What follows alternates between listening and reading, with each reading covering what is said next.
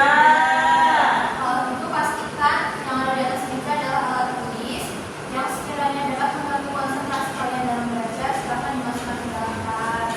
Baik, Bu. Oke, pada kesempatan kali ini kita akan belajar bersama-sama mengenai unsur-unsur prinsip membangun cerita pendek dengan metode pembelajaran mind maps atau peta konsep. Pasti kalian sudah tidak asing kan dengan unsur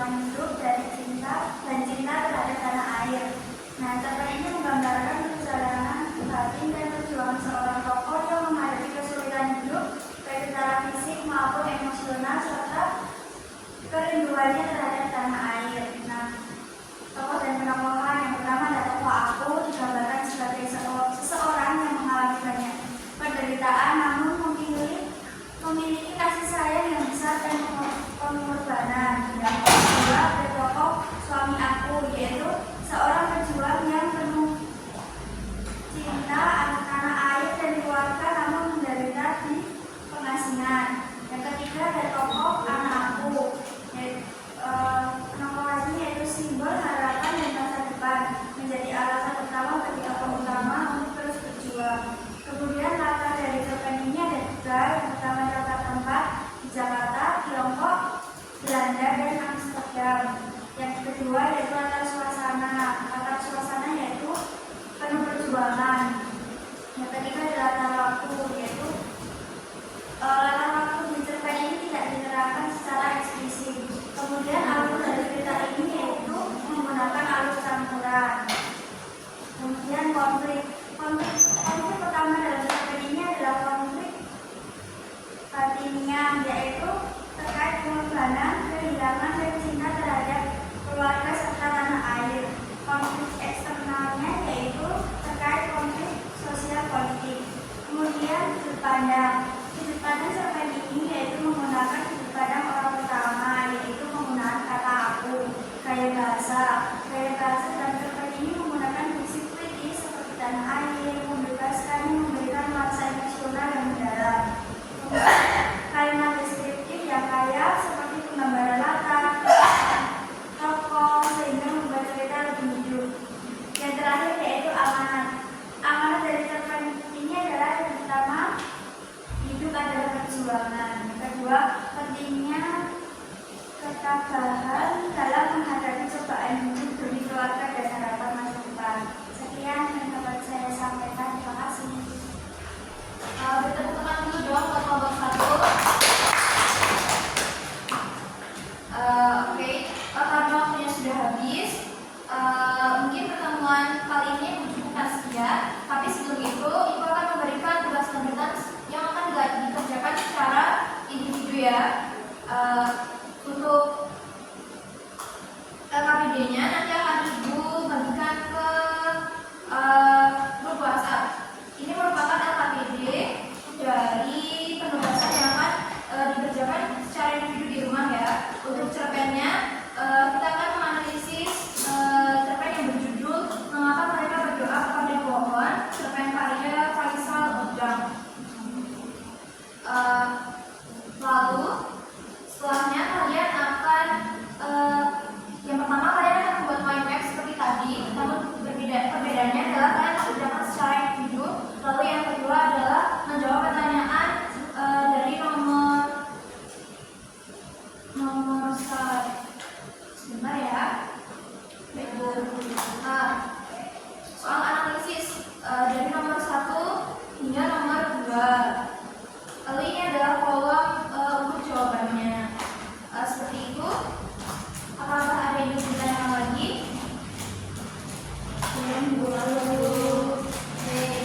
Untuk mengakhiri pembelajaran hari ini, kita tutup dengan doa bersama.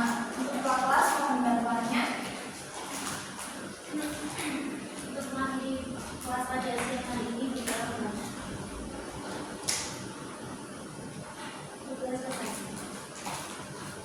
Ibu cukupkan sekian. Kurang lebihnya mohon maaf. Wassalamualaikum